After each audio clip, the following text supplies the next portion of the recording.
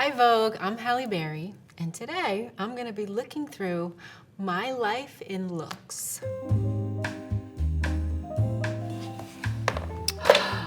Whoa! Oh God, this was Miss World. I was wearing my prom dress. Couldn't afford a real one. That dress got me far. I became Miss Ohio, I became Miss Teen America, and then Miss USA for the World Pageant in this dress. Hair was like big, like fluffy hair, a lot of Aquanet, like that you move your whole head and the whole head just goes with it. That's how hairsprayed it was. But it was fire at the time. Oh. This is back in the day when you carried your makeup around in a kit, and that was like okay to do. That's what was in that kit. That was my makeup. And this was like, oh, this is where my love of the leopard print was born. I still love a good leopard print. And I can see like the high-waisted jeans, the chunky heel boots, all this is so 90s. Some of these things I do wear from time to time because they are coming back. And like every decade, honestly, can come back. And it's happening, and that lets you know how old you are. When your old stuff comes back, you realize, I still have some of these things, and I save them for that reason. So some of these things I do wear. Oh God. Yeah, this was somewhere in Atlanta, I can tell you that. This was my Atlanta look. Just because I remember the look, the belly out, the shorts, the big belt, the clunky shoes. Like this was very Atlanta for me at the time. Had the Halle Berry haircut. As an actor, I was a young actress and I was going on auditions, and every audition I saw another black girl just like me, big curly hair, and I felt like the casting director just like went, you. And then that's who got the job. So this was on purpose. It was very much designed to set myself apart from the other women that I was going up against in my auditions. And the first audition I had, since I cut my hair, I got that job. And that was my first job on television called Living Dolls. So it worked. Oh my God, Niecy. This movie is B.A.P.S. It's called short for Black American Princesses. This is iconic, especially in the Black community, and these characters are beloved, and it was so on point for the time. The nails have come back now, you know, like these 3-inch long nails. It was all so relevant and current at that moment. I often feel like this movie was a little bit before its time, but it was so on point, and I love this. I remember I would have to lather my whole body in like talcum powder just to be able to pull this rubber suit up, and then try working in it for about an hour or two. Then it was just like a sauna inside and just sweat rolling down my legs, and like, but I was so happy. I was so happy to be in it, and it was just fun. Oh, wow. This is from Introducing Dorothy Dandridge. This role was so important to me and so special to me to bring the life of Dorothy Dandridge to the screen. Her clothes were very sexy and very shimmery, so it was a lot of sequins and a lot of jewels, you know, icy diamonds, and hair was always very coiffed and very tight, you know, very 50s, very together. There is this foreshadowing, and I always felt that Dorothy was the first African-American woman to be nominated as leading lady at the Academy Awards. And she lost that night, and when I did Monsters Ball and then I found myself being nominated, I had this knowing that somehow it was connected. I felt so supremely connected to her somehow. Like when I first tried on her very first dress that her manager gave me, it fit like a glove. It didn't need any alterations, right? And I tried on her shoes, they fit perfectly. Nothing needed to be done. And that night when I won, I woke up the next morning feeling like, wow, I think I finished that for her. I think that's what I was supposed to do. So this is the 2000 MTV Awards, and a big shift has happened here. I've obviously gotten way more comfortable with my body because like it's like pow, I'm out.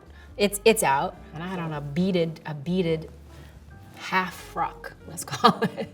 I remember putting this on and being like, oh no, this is it. And thinking, you know, some part of my mind, well, this could be risky, maybe people will hate this, but I also started to realize during this time that I had to be authentically myself and wore something that I could carry and that I felt good in. Oh, this is another one I really love. This is a really great one. This was the Golden Globes. And this was so romantic. And I thought it was a beautiful color. It was almost the color of my skin. It was such a compliment to my skin color and my hair. And I just remember loving the lace bodice and the shoulders and just feeling very feminine in this dress and very classy. Valentino has always worked for me. Valentino cuts for my body. And usually when I put out a Valentino dress, it's money. It works. Oh my gosh, the iconic Jinx Bond bathing suit. We tried on so many bathing suits, so many bikinis, and so many belts. And this looks effortless, but this was a whole situation. Getting this, this little bathing suit right, and choosing the color and the right fit. And we had a knowing that it would, maybe because it wasn't a Bond movie, end up being an iconic situation or something that would live a very, very long time. The biggest acting challenge I had was to make it look like the water was warm, and I was having a grand old time when I was freezing my butt off. This was like a sort of a badass Bond girl. She was on par with Bond. She was very much his partner. And that was really exciting for me to be. If I'm gonna be a Bond girl, I was grateful that I got to be like one like that. And so bam, there it is. I just remember feeling really great in this dress. The top was very open and free and just had these little flowers that sort of covered all the right bits that it needed to cover. But the bottom was very regal and very grand. And I remember this was Elie Saab, and he wasn't the Elie Saab we know now. He was a young designer who was just starting, and at the time, it wasn't the biggest name I could have worn, but there was something about this dress that felt like it made me feel uniquely myself. All that walk up to the stage, name called, it's a blur. I really had an outer body experience. I only know what happened because I've seen it over and over. But I was sure I wasn't gonna win because back then the Golden Globe was the precursor for the Oscars, and Sissy Spacek had won the Golden Globe, so I was sure that I wasn't gonna win. And so when my name was called, I think I was truly stunned and shocked. And I think I left my body. The one thing I do remember is Russell Crowe looking at me saying, breathe, mate, and then I checked out again. And I don't remember what else happened until I was behind the stage and I was carrying the Oscar, and I remember looking at it going, oh shit, I won this thing. I think I won it. That's why I have it. When I look at this photo, you know, it reminds me that I am a part of history. In some way, I am a part of history. No one ever takes this moment away. And so therefore there's a soft spot. I'm filled with pride because I was the first African-American woman to win this Academy Award. And as I said before, I think that was I came full circle for Dorothy. And I knew that next morning. I was like, I think I did it for her. We together had this mission, and I finished the loop. Oh! My first Vogue cover. I'm wearing Tom Ford for YSL Rive Gauche.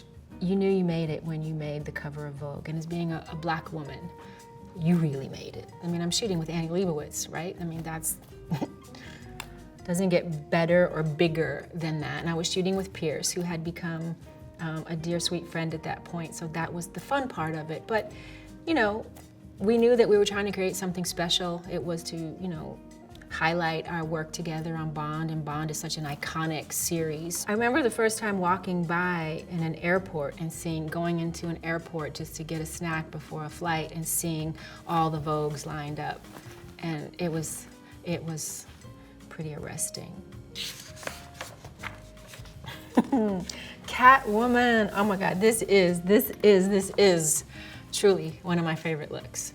Mainly because it was just so much fun to play Catwoman, to put on this whole outfit, the headpiece, the pants, the gloves that were studded in jewels. These gloves were so heavy. This was just it was a challenge, you know, as a woman of color to be playing Catwoman in her own comic book movie was something that hadn't been done before. This bra top was connected to my body within an inch of its life. So there was no mishaps. But the hard part was I had to do capoeira in like 4-inch heels, and so that proved to be a challenge. I think the difference in my Catwoman was I think I worked really hard trying to actually embody the movements of a cat. A lot of that was integrated into this script. Acting like a cat, walking like a cat, moving, slinking.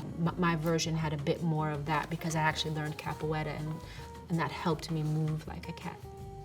That was my signature to it. And now so many people come up to me and tell me that they love the movie. Forget the haters, whoever you are, who cares? Sweetie just did it, paying homage to me, and Catwoman, and she made a beautiful one. And I just love seeing all the other women try on this costume and bring their inner Catwoman out.